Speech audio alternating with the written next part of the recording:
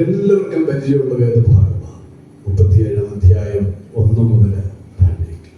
ഇതൊന്ന് ശ്രദ്ധിച്ച് കേൾക്കണേ, വളരെ ശ്രദ്ധിച്ച് കേൾക്കണം. യഹോവയുടെ കൈ എന്റെ മേൽ വന്നു. ആരുടെ മേല്? യെഹെസ്കേൽ പ്രവാചകന്റെ മേൽ. എന്ന് പറഞ്ഞു, യെഹെസ്കേൽ പ്രവാചകന്റെ മേൽ. അടുത്തത്, യഹോവ എന്റെ ആത്മാവിൽ എന്നെ പുറപ്പെടുവിച്ച് താഴ്വരയുടെ നടുവിൽ കൊണ്ടുവന്നു നിർത്തി. അപ്പൊ യെഹെസ്കേലിനെ ഇപ്പൊ എവിടെ കൊണ്ട് നിർത്തിയിരിക്കുകയാണ്? ഞങ്ങൾ 5-6 പേരെ ഉണ്ടായിരുന്നുള്ളൂ കേട്ടപ്പോൾ തുടക്കത്തില്. പക്ഷെ എന്നോട് ഒന്നുകൂടെ അതിനെ ഒന്ന് എക്സ്പ്ലനേഷൻ ചെയ്യാനായിട്ട് ഓർമ്മിപ്പിച്ചതുകൊണ്ട് ഞാൻ എടുക്കുകയാണ്. അപ്പൊ യെഹെസ്കേൽ പ്രവാചകനെ ദൈവം താഴ്വരയുടെ നടുവിൽ കൊണ്ടുവന്ന് നിർത്തി. പക്ഷെ അവിടെ ഒന്നുമില്ല, വെറും ശൂന്യത, കുറെ അസ്ഥികൂമ്പാരം മാത്രമുണ്ട് അവിടെ. അസ്ഥികൂമ്പാരത്തിന്റെ നടുവിൽ കൊണ്ടുപോയി യെഹെസ്കേലിനെ നിർത്തി. ഇപ്പൊ വല്ലതും കാണാൻ പറ്റുന്നുണ്ടോ? യെഹെസ്കേൽ മാത്രമേ ഉള്ളൂ ജീവനുള്ള ഒരാളായിട്ട്. ബാക്കി മുഴുവനും എന്തുവാ? അസ്ഥി. പറഞ്ഞ് ഒന്നുമില്ല. അടുത്തത്, അവൻ എന്നെ അവയുടെ നടുവിൽ ചുറ്റിച്ച് നടക്കുമാറാക്കി. ഏതിന്റെ നടുവിൽ? ഇപ്പൊ എവിടെ നടക്കുന്നത്? ഓർത്തോണം. വല്ല ജീവനുണ്ടോ? സാമ്പത്തികം, ശാരീരികമായ പ്രയാസം, കുടുംബജീവിതം, അല്ലെ തലമുറ, ആത്മീയം. എന്തിനാ കള്ളം പറയുന്നത്? ആത്മീയത്തിൽ സഭയ്ക്ക് വേണ്ടി പ്രാർത്ഥിക്കാതെ എത്രയോ പേരുണ്ടെന്നറിയാം. സഭ കുടുംബങ്ങൾക്ക് വേണ്ടി കണ്ണുനീർ ഒഴുക്കുന്നവരില്ലെന്നല്ല, ഒഴുകാത്തവർ. എനിക്കറിയാം. സഭ ദൈവം നമ്മുടെ കയ്യിൽ തന്നെങ്കിൽ നമ്മൾ സഭയ്ക്ക് വേണ്ടി എന്ത് ചെയ്യണം? മുട്ടയിരിക്കണം. നമ്മുടെയൊക്കെ കയ്യിൽ ഒത്തിരി പാളിച്ചകളുണ്ടെന്നേ. എന്തിനാ കള്ളം പറയുന്നത്? ഇവിടെ ഈ അസ്ഥികളുടെ നടുവിൽ കൂടി യെഹെസ്കേലിനെ ചുറ്റിച്ചു നടത്തി. അടുത്തത് പറയുക, അവ താഴ്വരയുടെ പരപ്പിൽ വളരെ അധികമായി എന്ത്? അസ്ഥികൾ. പറഞ്ഞു, ഞാനൊരു എക്സാമ്പിൾ പറയാം. അത് എന്റെ ഭാവനയിൽ വന്നൊരു എക്സാമ്പിൾ. പഴയ നിയമ കാലഘട്ടത്തിലെ അസ്ഥികളായിരുന്നു നമ്മൾ ഓരോരുത്തരും. സത്യമായിട്ട് യേശു കർത്താവ് കാൽവറിയിൽ രക്തം കൊടുത്തപ്പോൾ ജീവിച്ചെന്നേ ഉള്ളൂ. വെളിപ്പാട് കിട്ടിയവർക്ക് ആമേൻ പറയാം, സ്വതന്ത്രം പറയാം. അല്ലെ, യേശു ഒരു കാലഘട്ടത്തിൽ നമ്മൾ ഇരുട്ടിലായിരുന്നു, മരണത്തിലായിരുന്നു, മരിച്ചവരായിരുന്നു, ജീവനില്ലാത്തവരായിരുന്നു. പക്ഷെ നമുക്ക് വേണ്ടി യേശു കർത്താവ് കാൽവറിയിൽ ജീവൻ കൊടുത്തപ്പം ജീവനില്ലാത്ത നമ്മൾ ജീവനുള്ളവരായി മാറി.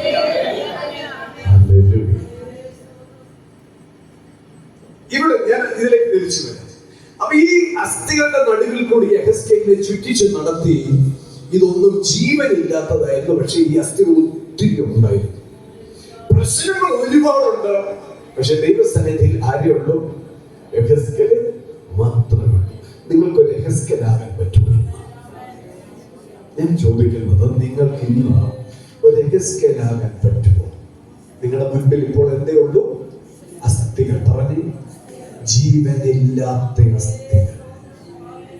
നമ്മുടെ കുടുംബത്തിലെ സാമ്പത്തിക ഭദ്രത എന്ന് പറഞ്ഞാൽ സാമ്പത്തിക വഴികൾ ചുമങ്ങി കരിയിലയായിട്ട് കിടക്കുകയാണോ? നിങ്ങൾ കൽപ്പിച്ചാൽ സംഭവിക്കും. അതിന്റെ മേലൊരു വിശാലത, വളർച്ച ദൈവം കൊണ്ടുവരും. എത്ര പേര് വിശ്വസിക്കുന്നുണ്ട്? ഞാൻ വിശ്വസിക്കുന്നു. ദൈവത്തിന് പ്രവർത്തിക്കാതിരിക്കാൻ കഴിയത്തില്ല. ഇവിടെ യെഹെസ്കേൽ പ്രവാചകൻ ഈ അസ്ഥികൂമ്പാരത്തിന്റെ നടുവിൽ കൂടി ചുറ്റി നടത്തിയിട്ട് അവസാനം ദൈവം ചോദിക്കുന്ന ഒരു ചോദ്യം, യെഹെസ്കേലേ, ഈ അസ്ഥികൾ ജീവിക്കുമോ? ഇന്ന് ദൈവസഭയെ എന്നെയോ നിങ്ങളെയോ ആണ് ഈ പ്രശ്നത്തിന്റെ നടുവിൽ നിർത്തിയിരിക്കുന്നതെങ്കിൽ ദൈവം എന്നോടോ നിങ്ങളോടോ വ്യക്തമായി സംസാരിക്കുന്നു. ഈ പ്രശ്നത്തിനൊരു പരിഹാരം ഉണ്ടാകുമോ? ആൻസർ നിങ്ങൾ വേണം കൊടുക്കാൻ. ഈ പ്രതികൂലത്തിന് ഒരു മറുപടി ഉണ്ടാകുമോ? ഈ വേദനയ്ക്ക് ഒരു മറുപടി ഉണ്ടാകുമോ? ഈ രോഗത്തിന് ഒരു ശമനം ഉണ്ടാകുമോ? ഈ കുടുംബത്തിന്റെ പ്രശ്നങ്ങൾക്ക് ഒരു വ്യത്യാസം ഉണ്ടാകുമോ? ദൈവസഭയുടെ മുമ്പോട്ടുള്ള യാത്രയ്ക്ക് തടസ്സമായ പ്രതികൂലങ്ങൾ അഴിയപ്പെടുമോ? ദൈവാത്മാവ് യെഹെസ്കേലിനോട് ചോദിക്കുന്നു, യെഹെസ്കേലേ, ഈ അസ്ഥികൾ ജീവിക്കുമോ? Hallelujah, hallelujah. അടുത്തത് നമ്മളെ കവിട്ട് മാറ്റിക്കേ. മനുഷ്യപുത്ര, അതുകൊണ്ട് ഈ അസ്ഥികൾ ജീവിക്കുമോ എന്ന് ചോദിച്ചു. യെഹെസ്കേൽ പറഞ്ഞ മറുപടി എന്താണെന്നറിയാമോ? യെഹെസ്കേൽ പറയുക, യഹോവയായ കർത്താവേ, നീ അറിയുന്നു. ആർക്ക് വിട്ടുകൊടുത്തു? നമ്മൾ ഇതെല്ലാം വഹിച്ചുകൊണ്ട് നടക്കില്ല കേട്ടോ. ഈ അസ്ഥി പ്രശ്നങ്ങളും കേട്ടോ, മരണപ്രശ്നങ്ങളും കടപ്രശ്നങ്ങളും രോഗപ്രശ്നങ്ങളും ഇതൊന്നും ആര് ചുമക്കരുത്? നമ്മൾ ചുമക്കരുത്. കർത്താവ് ഉണ്ട് ചുമക്കാൻ. അങ്ങോട്ട് ഹാൻഡ് ഓവർ ചെയ്താൽ വിട്ടുകൊടുക്കേ. നമ്മൾ ചുമക്കുന്നതാണ് ഈ പ്രശ്നം മൊത്തം. ഞാനിത് എങ്ങനെ പോയി വീട്ടും? ഞാനിത് എങ്ങനെ പോയി നടത്തും? ഞാൻ ദൈവമേ, ഇതൊന്നും വീട്ടിലാന്ന് പറയാൻ പറ്റുന്നില്ല. ഞാൻ കിടന്ന് എത്ര നാള് കിടന്നില്ലേ? ഇവിടെ അടുത്തത് പറയുകയാണ്, അവൻ എന്നോട് കൽപ്പിച്ചത്, നീ ഈ അസ്ഥികളെ കുറിച്ച് പ്രവചിച്ച് അവയോട് പറയേണ്ടത്, ഉണങ്ങിയ അസ്ഥികളെ യഹോവയുടെ വചനം കേൾക്കുമേ. അടുത്തത്, യഹോവയായ കർത്താവ് ഈ അസ്ഥികളോട് ഇപ്രകാരം അരുളി ചെയ്യുന്നു, നിങ്ങൾ ജീവിക്കേണ്ടതിന് ഞാൻ നിങ്ങളിൽ ജീവശ്വാസം വരുത്തും. ഹല്ലേലൂയ. അടുത്തതിന്റെ പോലെ, ഞാൻ നിങ്ങളുടെ മേൽ ഞരമ്പ് വെച്ച് മാംസം പിടിപ്പിച്ച് നിങ്ങളെ തൊക്കുകൊണ്ട് പൊതിഞ്ഞ് നിങ്ങളിൽ ശ്വാസം വരുത്തും. ഞാൻ യഹോവ എന്ന് നീ അറിയും. അടുത്തത്, എന്നോട് കൽപ്പിച്ചതുപോലെ ഞാൻ പ്രവചിച്ചു. ആര് പ്രവചിച്ചു? യെഹെസ്കേൽ പ്രവചിച്ചു. പേര് മാറിപ്പോകരുത്. ഇന്ന് ഞാൻ യെഹെസ്കേൽ എന്നുള്ള വാക്ക് ഒന്ന് മാറ്റുകയാണ്. ഇവിടെ എന്നോട് കൽപ്പിച്ചതുപോലെ ഞാൻ എന്നല്ല, നിങ്ങളുടെ പേര് എവിടെ ഒന്ന് ചേർത്തേ. നിങ്ങളുടെ പേര് ചേർക്കാമോ? ദൈവങ്ങൾ കൽപ്പിക്കാനുള്ളതിന് പകരം എല്ലാവരെയും പൈസ കൊടുത്ത് നമ്മൾ നിർത്തിയിരിക്കുക പ്രവചിക്കാൻ. അങ്ങനെ പ്രവചിച്ചൊരു ജീവൻ അത് നിലനിൽക്കത്തില്ല. നമ്മൾ കൽപ്പിക്കേ, യേശുവിന്റെ നാമത്തിൽ എന്റെ മുൻപിൽ നടമാടുന്ന പ്രതികൂലങ്ങൾ അപ്രത്യക്ഷമാകട്ടെ. എന്റെ കുടുംബത്തിൽ അരങ്ങേറുന്ന കരമടിച്ച് ദൈവത്തിന് മഹത്വപ്പെടുത്ത് ചേർന്ന് പറ. എന്റെ കുടുംബത്തിൽ അരങ്ങേറുന്ന പ്രതിസന്ധികളെ ഞാൻ യേശുവിന്റെ നാമത്തിൽ ശാസിക്കുക.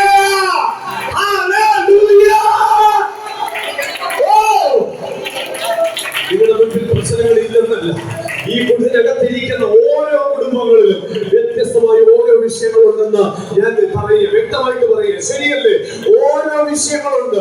ആ വിഷയങ്ങൾ എത്ര പേർക്ക് പ്രാർത്ഥിക്കാൻ പറ്റും? യെഹെസ്കേൽ ദൈവം പറഞ്ഞതുപോലെ ചെയ്തു. താഴ്വരയിലെ അസ്ഥികൾ മുഴുവനും എഴുന്നേറ്റ് നിന്നു. എങ്ങനെയാണെന്നറിയാമോ? യെഹെസ്കേൽ പറയുക, നിങ്ങൾ ജീവിക്കട്ടെ. അപ്പോഴത്തേക്ക് സംഭവിച്ചെന്നറിയാമോ? എവിടെ നിന്നോ അസ്ഥികളെല്ലാം ചിന്തിച്ചെല്ലാം ഓരോ മനുഷ്യ രൂപത്തിൽ വന്നു കിടക്കുക. അടുത്ത സെക്കൻഡിൽ സംഭവിക്കുക, ഇതിന്റെ മേലെല്ലാം ഞരമ്പുകൾ വന്ന് പൊതിയുന്നു. അടുത്ത സെക്കൻഡിൽ ഈ ശരീരത്തിൽ മുഴുവൻ മാംസം വന്ന് പൊതിയുന്നു. ഇന്നലകളിൽ നഷ്ടപ്പെട്ട ആ മനുഷ്യ രൂപമുള്ള സ്കിന്ന്, തൊലി ഇതിന്റെ മേൽ വന്ന് പിടിക്കുക. ഇത്രയും പിടിച്ച് റെഡിയായി വന്ന് കിടക്കുക. ഇനി എന്താ അടുത്ത സ്റ്റെപ്പ്? ദൈവം യെഹെസ്കേലിനോട് പറയുന്നു, ഇതൻ ജീവിച്ച് എഴുന്നേൽക്കേണ്ടതിന് കാറ്റിനോട് കൽപ്പിക്കുക, ഈ നിഹിതന്മാർ ജീവിക്കേണ്ടതിന് ഇവയുടെ മൂക്കിലൂതുക. യെഹെസ്കേൽ പറഞ്ഞു, ശ്വാസമേ, ഈ നിഹിതന്മാർ ജീവിച്ചെഴുന്നേൽക്കേണ്ടതിന് ഇവയുടെ മേൽ വന്നൂതുക എന്ന് പറഞ്ഞപ്പോൾ യെഹെസ്കേൽ പ്രവാചകന്റെ നാവിലെ അഭിഷേകത്തിന്റെ ശക്തി കാറ്റിനോട് കൽപ്പിക്കപ്പെട്ടപ്പോൾ കാറ്റ് കൊണ്ട് നിഹിതന്മാരുടെ മേലൂതി. നിഹിതന്മാർ മരിച്ചു കിടക്കുന്ന മൃതശരീരങ്ങൾ എഴുന്നേറ്റ് നിന്ന് വലിയ സൈന്യമായി ജീവനുള്ള ദൈവത്തെ മഹത്വപ്പെടുത്താൻ തുടങ്ങി. എത്ര പേര് സാക്ഷി നിങ്ങളുടെ വീട്ടിൽ വേണമെന്നാക്കി ദൈവവിശ്വാസം നമ്മുടെ കുടുംബത്തിൽ അത്ഭുതങ്ങളെ ചെയ്യുവാൻ, അടയാളങ്ങളെ ചെയ്യുവാൻ, വീര്യപ്രവൃത്തികളെ ചെയ്യുവാൻ ഈ ദൈവം ശക്തനായ ദൈവം തന്നെ. സ്വർഗീയ പിതാവേ, ഞാൻ ഈ കുടുംബങ്ങളെ മുഴുവൻ കർത്താവിന്റെ കരങ്ങളിലേക്ക് ഏൽപ്പിക്കുന്നു. ഇന്നലകളിൽ നഷ്ടപ്പെട്ടു പോയ അനുഗ്രഹങ്ങളും ഇന്നലകളിൽ നഷ്ടപ്പെട്ടു പോയ സമാധാനവും ഒക്കെ യേശുവിന്റെ നാമത്തിൽ ഈ ഭവനങ്ങളിൽ മടങ്ങി വരട്ടെ. കർത്താവേ, എന്നെ ചെയ്യുന്നതുകൊണ്ട് സ്തോത്രം. മഹത്വം കർത്താവിന് യേശുവിന്റെ നാമത്തിൽ തന്നെ.